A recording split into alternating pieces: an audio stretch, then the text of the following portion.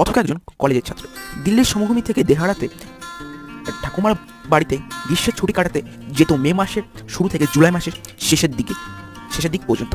সফরের সময় ভোরবেলার ট্রেনটি 10 মিনিটের জন্য দাঁড়াতো একটি ছোট্ট অন্ধকারাচ্ছন্ন স্টেশনে। কথক কখনোই বুঝতে পারতো না কেন ট্রেনটি ওখানে দাঁড়াতো, কারণ সেখানে কখনোই কেউ উঠতো না, এমনকি কেউ নামতোও না।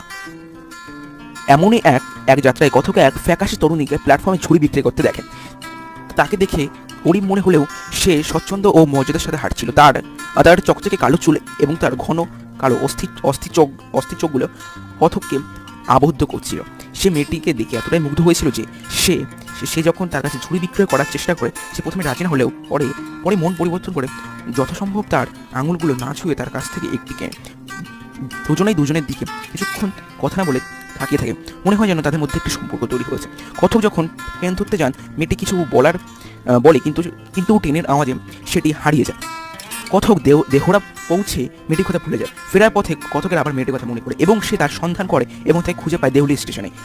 অনেক দিনের হারিয়ে যাওয়া বন্ধুর মতো একে অপরকে দেখে তারা খুশি হয়।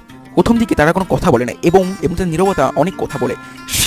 সে তাকে তার সঙ্গে নিয়ে যেতে চায় কিন্তু পারে না। সে বলে তাকে দিল্লি যেতে হবে, যখন কিনা সে তার কোথাও যাওয়ার নেই।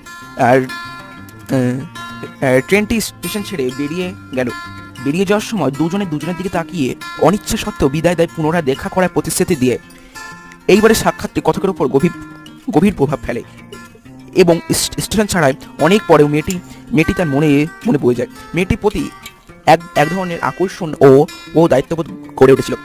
পরের গ্রীষ্মে কলেজের টার্ম শেষ হওয়ার পরেই কথক তাড়াহুড়া করে দেহরার জন্য রওনা হয় মেয়েটির সঙ্গে দেখা করতে এবং তার অনুভূতি প্রকাশ করতে। কিন্তু এইবার সে দেহলি প্ল্যাটফর্মে অনুভূতি প্রকাশ করতে কিন্তু এবার সে দেহলি প্ল্যাটফর্মে ছিল না। সে মরিয়া হয়ে ওঠে প্ল্যাটফর্মের ওদিকে খুঁজে বেড়ায়। স্টেশন মাস্টারকে সেই মেয়েটির সম্বন্ধে জিজ্ঞাসা করে, কিন্তু কোথায় থাকতে পারে সে ব্যাপারে কোনো তথ্য পায় না। হতাশ এবং অমঙ্গলের আশঙ্কা তাকে চেপে ধরে। সে অস্থির হয়ে ওঠে এবং তার ঠাকুমার বাড়িতে কম সময়ের জন্য থাকে। মেয়েটির ব্যাপারে তার বিস্তারিত জিজ্ঞাসাবাদ করার জন্য দিল্লিতে ফেরার সময় সে আবার উদ্বিগ্ন হয়ে সে মেয়েটি অপেক্ষা করে, কিন্তু তাকে দেখতে পারে না। একমাত্র চায়ের দোকানের মালিক তাকে মনে রেখেছিল, কিন্তু সে কোনো তথ্য দিতে পারে না।